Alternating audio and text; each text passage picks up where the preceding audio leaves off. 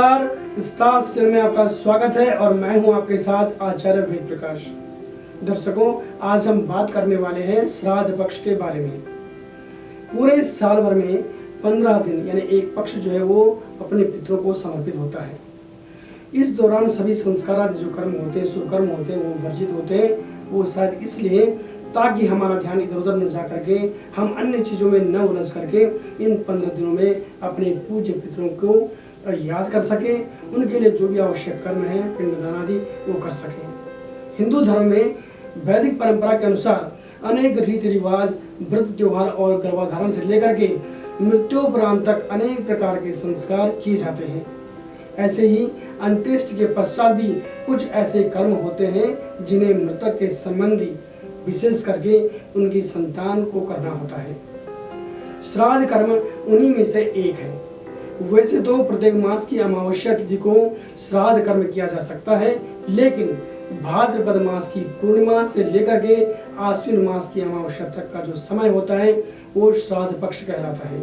अपने पूज्य पितरों के प्रति श्रद्धा से किया गया पिंडदान आदि जो है वो श्राद्ध कहलाता है। बात करते हैं श्राद्ध पक्ष के महत्व के बारे में। पितृपक्ष का ज्योतिष शास्त्र में भी वर्णन है, या ये कहें कि ज्योतिष शास्त्र से भी संबंध है। जब जन्म कुंडली का अवलोकन किया जाता है तो उसमें एक दोष होता है जिसे पितृदोष कहते हैं, यानी पितृदोष की गणना ज्योतिष के अंतर्गत आता है। इस दृष्टि से भी जो श्राद्ध है वो काफी अहम माने जाते हैं। जब कभी किसी जातक को सफलता के बिल्कुल नजदीक पहुंच करके भी सफलता प्राप्त नहीं हो पाती, संतान उत्पत्ति में परेशानियां आती हैं, भाग्य जो है वो साथ नहीं देता, धन की हानि होती है या अन्य परेशानियां उसके जीवन में आती है, जीवन में नकारात्मकता आ जाती है, आत्मविश्वास कमजोर हो जाता है, मनोबल कमजोर हो जाता है, तो ज्योतिषाचार्य पितृदोष से पीड़ित होने की प्रबल संभावना की ओर इशारा करते हैं। इसीलिए पितृदोष से मुक्ति के लिए भी पितरों की शांति करना बहुत आवश्यक हो जाता है। ऐसा भी कह सकते हैं कि पितृपक्ष वह समय होता है जब हमारे पूर्वज धरती पर होते हैं और हम श्राद्ध कर्म करके उनका आशीर्वाद प्राप्त करते हैं। अपने पूर्वजों का श्राद्ध किस दिन करना चाहिए, जैसा कि हमने पहले भी कहा है कि हर मास की अमावस्या को भी ये काम किया जा सकता है, परंतु इस खास पितृपक्ष में अन्य सभी शुभ कार्य वर्जित होते हैं और केवल पितरों के निमित्त ही पिंडदान आदि कर्म किया जाता है। या यूं कहें कि ये पक्ष हमारे पितरों को पूरी तरह से समर्पित होता है। हमारे जो भी पितृ परलोक गमन कर चुके हैं उनकी पुण्यतिथि जो भी हो, अर्थात जिस दिन को उन्होंने अपने प्राणों का त्याग किया हो, उस तिथि को हमेशा पितृपक्ष के दौरान उनके लिए श्राद्ध करना चाहिए।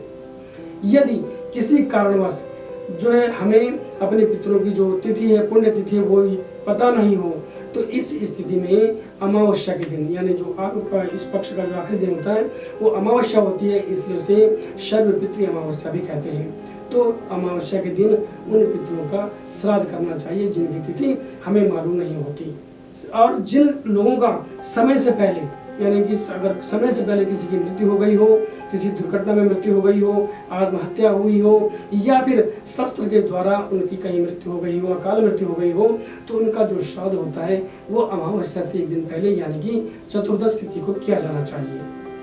अब श्राद्ध की विधि क्या होनी चाहिए? प्रातः काल स्नान आदि नित्य कर्मों से निवृत्त होकर के शुद्ध वस्त्र धारण करके आपको पूजा के स्थल पर बैठ जाना चाहिए। पिंडदान आदि की जो आवश्यक सामग्री है, जैसे कि दूध हो गया, जौ, तिल, चावल, कुशा और भोजन आदि जो आपने उनके लिए तैयार किया हुआ है वो एक सामने एकत्रित करना चाहिए। फिर पितरों का ध्यान करते हुए तर्पण और पिंडदान करना चाहिए। जो भी भोजन आपने उनके निमित्त बनाया है वो उनको चढ़ाना चाहिए, उनको अर्पण करना चाहिए।